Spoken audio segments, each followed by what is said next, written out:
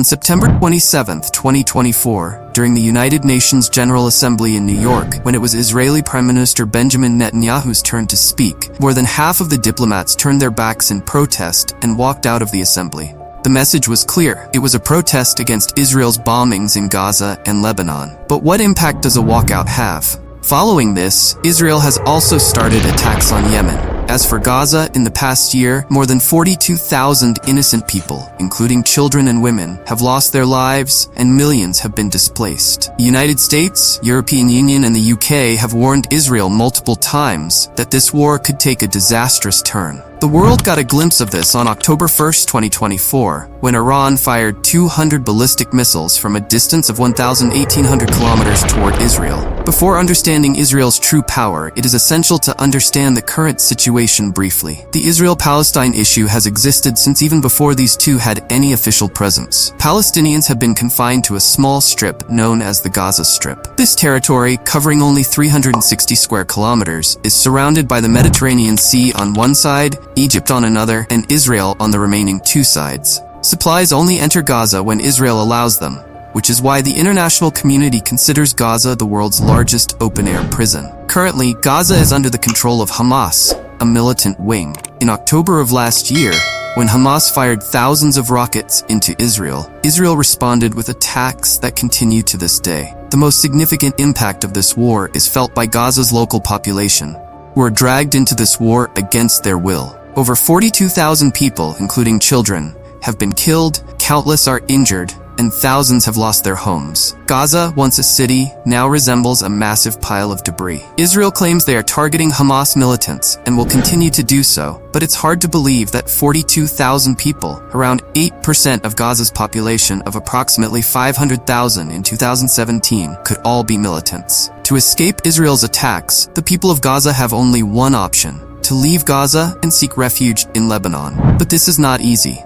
First, one must pass through Egypt to the Red Sea, enter Jordan, Syria, and finally reach Lebanon. Lebanon is heavily influenced by Hezbollah, an Iran-backed militant group that also assists Hamas in Gaza. Hezbollah first emerged during the 1980s Lebanese civil war when Israel occupied South Lebanon. Hezbollah formed as an armed group to resist Israel and has since become a powerful political and military wing in Lebanon, more powerful than the Lebanese army, according to experts. Following the attacks on Gaza, Hezbollah openly announced its support for Palestinians, posing a new challenge for Israel, which now had to respond to Hezbollah in Lebanon. To directly attack Lebanon, Israel needed a significant reason. Experts believe Israel staged pager attacks on September 17 and 18, 2024, where over 3,000 pagers and radio sets exploded simultaneously. Hezbollah blamed Israel and retaliated with rockets, giving Israel the pretext it sought to begin airstrikes in South Lebanon. Thousands were forced to leave their homes, and in the operation, Hezbollah's commander, Hassan Nasrallah, was killed. Meanwhile, countries around the world tried to end the conflict in the Middle East before it deteriorated further, with many criticizing Israel. Regarding aid, a substantial amount was announced for Gaza from around the world. According to Reuters, on September 30, 2024, the United States announced aid for Palestinians in Gaza. On March 7, 2024, President Joe Biden announced plans to build a military port in Gaza, and USAID announced $53 million in emergency aid on September 27th. Despite criticism from most countries, Israel's intensity in these attacks continues to grow. Over the past year, the situation has been raised 3 times in the UN Security Council. However, each time a ceasefire agreement was about to be passed, the United States used its veto power to block it. Yes, the same United States that announced millions of dollars in aid for Gaza. In June 2024, the US itself filed a ceasefire agreement that passed in the Security Council but was later vetoed. On one hand, President Joe Biden says war is not in anyone's favor, yet on the other hand, it's the US blocking ceasefire agreements in the UN with its veto power. According to the Stockholm International Peace Research Institute, from 2019 to 2023, Israel imported 69% of its weapons from the United States.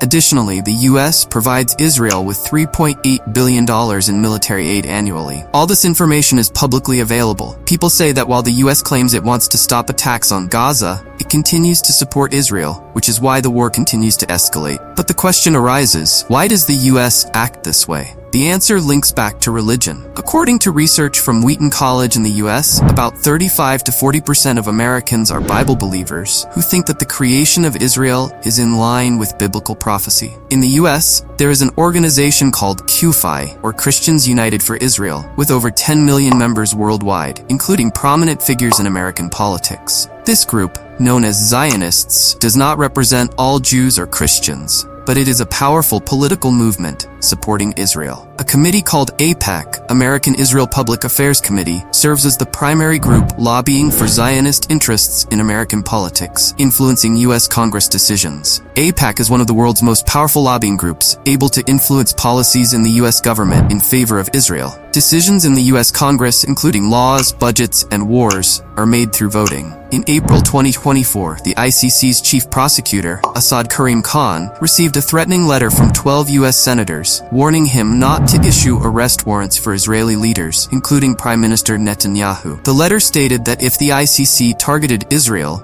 the U.S. would impose severe sanctions against the ICC and its members. The letter, which ended with the phrase, "You have been warned," included the signatures of the 12 U.S. senators. Interestingly, AIPAC's website lists these senators among its pro-Israel candidates for whom it raises funding. The story doesn't end here. You've likely heard about government-issued bonds, which are sold to raise funds from investors, with buyers receiving an annual profit. In August 2023, an Israeli bonds representative emailed Ohio's state treasurer to ask if they would purchase $5 million in Israeli bonds. Surprisingly, the treasurer's office approved the purchase within 40 minutes. Later, it was revealed that following the start of the Hamas-Israel conflict, various U.S. states and municipalities bought at least $1.7 billion worth of Israeli bonds. This shows that America's support for Israel has many reasons, with the most significant being the Middle East's strategic importance to the U.S. As you know, the U.S. and Iran have had issues for several decades, including America's 20-year presence in Afghanistan and the wars in Iraq. The U.S. needs a loyal partner in the Middle East and South Asia, which only Israel can provide. Ending the war in the Middle East is not a complex issue. Arab countries want Palestinians to have their own state. However, Israel refuses to accept a two-state solution. We hope you enjoyed this video.